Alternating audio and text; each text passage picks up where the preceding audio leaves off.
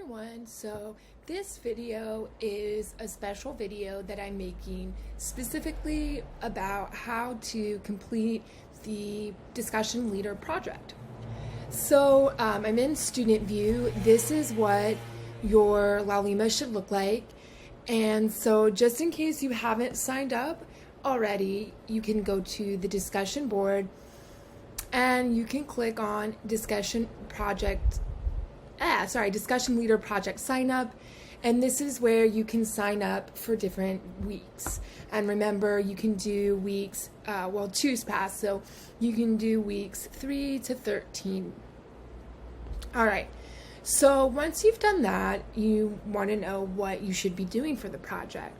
So if you go to resources, syllabus, schedule, and rubrics, you can find the weekly topics here and the discussion leader rubric here. So I'm going to download both of those.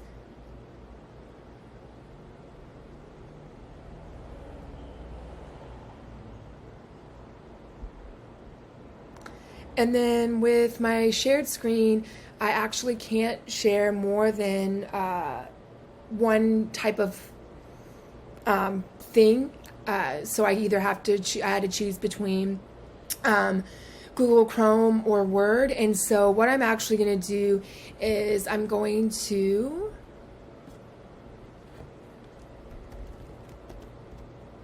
copy and paste. Oh, I don't want a spreadsheet, I want a doc. I'm going to copy everything into a Google Doc so that everyone can see what I am talking about on the video.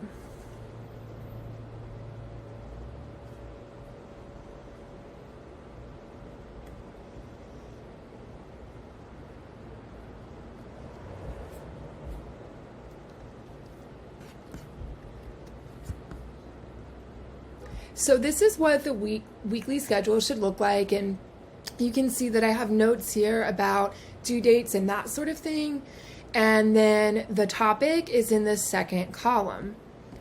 And so hopefully that should help you regarding which week you want to do and what you should include for your week based on the topic. And then let's get to the rubric next. So again, I'm just copying and pasting this for the purpose of making the video.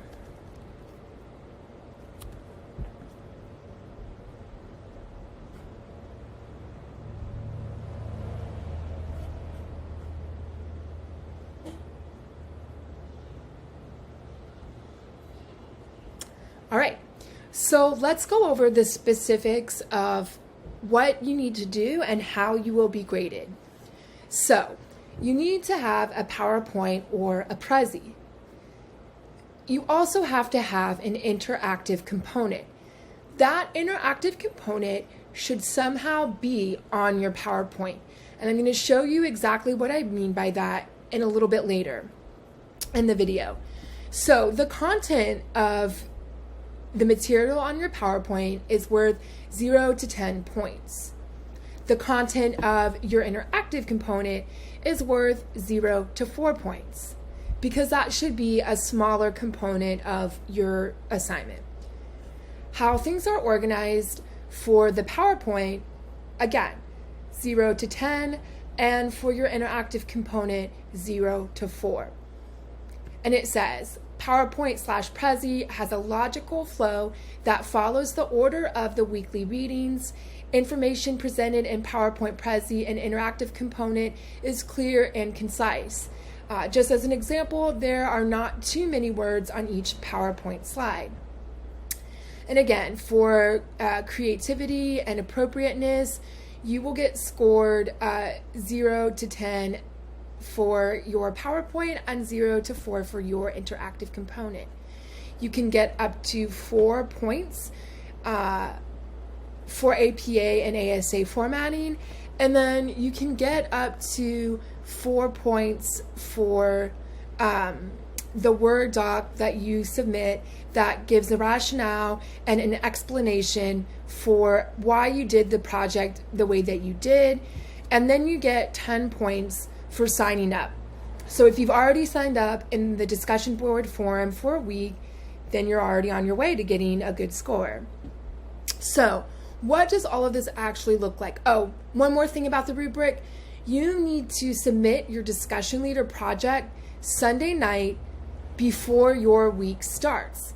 So that means if you are week 3, then your assignment is due, you should email it to me by this coming Sunday, which is coming up because today is already Wednesday.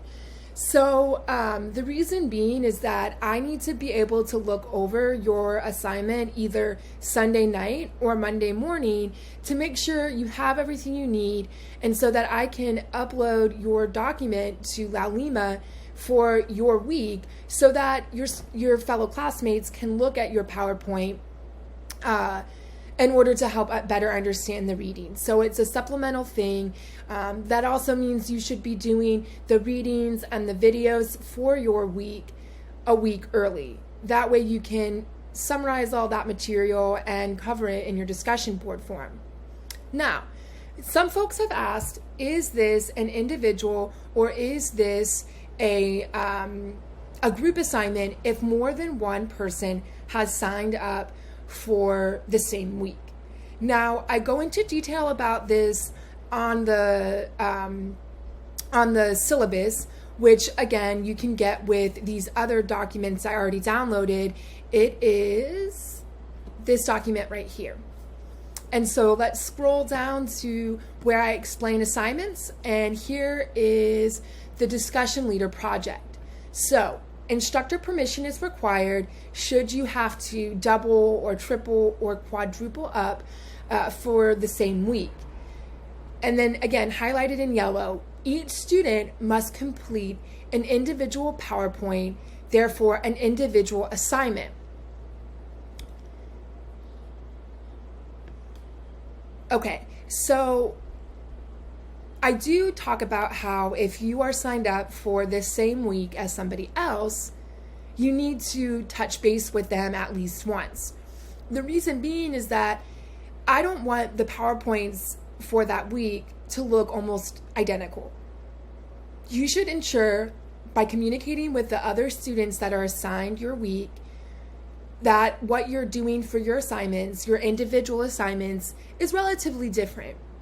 Now, I've had issues before where one student will reach out to another student and there's just some sort of communication breakdown. So for that reason, I highly encourage you to CC myself and or our TA, Brianna Fong, in order to make sure I know who has been communicating with others. And again, that's just to make sure that what's being covered by students who are doing the same week is different. All right, so that covers what the assignment is and what you should do if you're signed up for the same week as somebody else. I've covered the rubric, and the last thing I would like to do is show an example. Now, this should be something you've already seen because this is the discussion leader project our classmate Marianne Castro did for week 2. But because she did such an amazing job, I wanted to use this as an example of sort of what the assignment should look like. And I do have Marianne's permission to share this. I also want to add that she sent me her PDF or Word doc explaining what she did and why she did it. But I'm not going to share that with you because it's very short. It's not worth too many points. And I think it's pretty self-explanatory. It's just a small one-pager explaining what you did and why. So you can see she did Introduction to Power and Control. And so let's go back and see. Wait a minute. Her week is Intro to History in Prisons. Why is this different? Well, the reason why is because she chose to really hone in on Michel Foucault's work, and that's about power and control, which is perfect. You don't have to do exactly what the weekly topic is. You just need to make sure that you focus on and hone in on something we're covering for your week. So actually, power and control is quite appropriate for week 2, where we're covering Michel Foucault's work. Ta-da! See, who is Michel Foucault? Here she summarizes who he is, and having that context, that's going to help other students in the class understand the Michel Foucault material we're covering this week.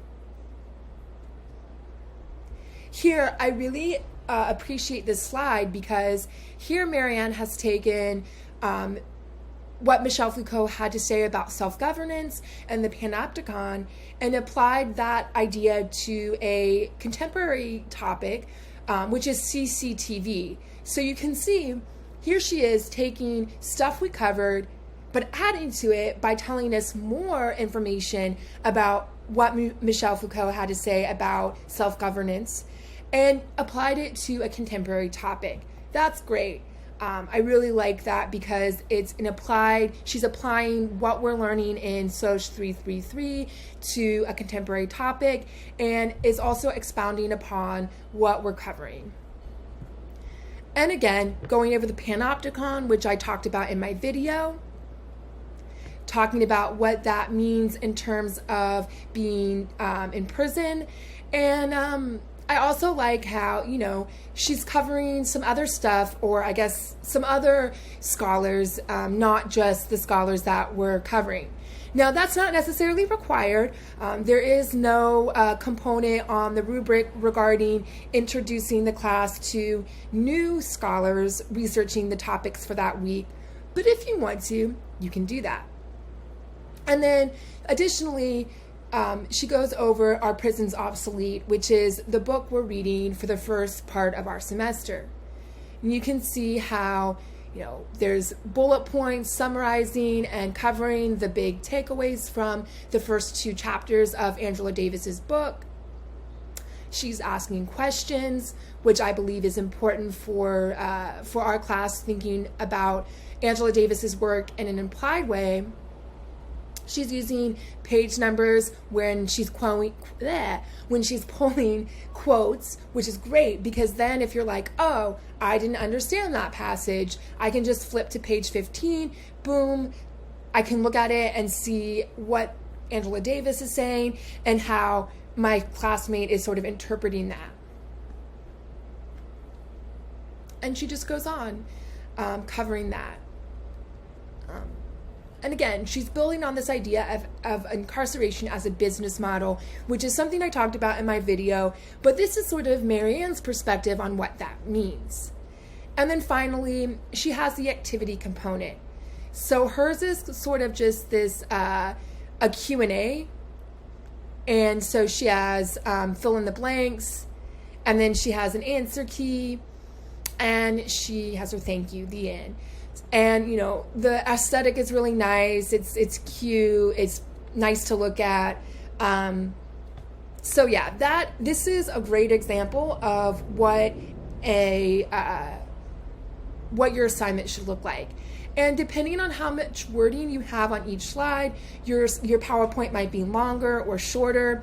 Usually when I assign a discussion leader project for the semester, I always get students asking me, what's the right number of slides?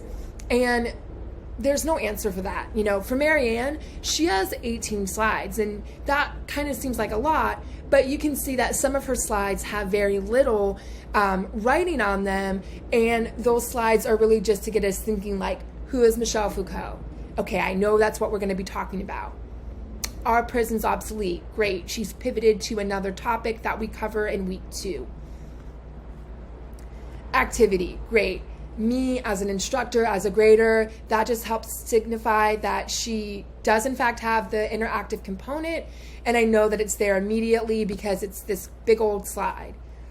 All right, so I hope that this video helps you to understand what my expectations are when you do your discussion board, when you do your discussion leader project. As always, if you have any questions about my example, which of course is Marianne's PowerPoint, or about the rubric, or about the description in the syllabus, feel free to email me. Unfortunately, because this is an online class and we aren't meeting synchronously, it can be challenging to ask questions about an assignment via email. So the best things for us to do is, if we're going to be emailing about an assignment and a student has questions about an assignment, it's really great if you can point to specific parts of the syllabus or the rubric or this video so that I can answer a specific question. And you might have 5 specific questions. That's fine. I can just go and hit them 1, 2, 3, 4, 5 via email.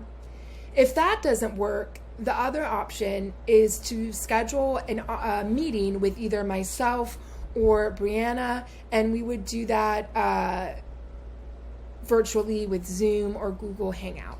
So those are sort of my tips and tricks for this assignment. It's one of the big ones. And of course, if students request a similar video for the final paper later in the semester, I'm more than happy to do so. I look forward to seeing your discussion leader projects throughout the semester. Good luck, and again, feel free to email me any questions you might have. Bye, guys.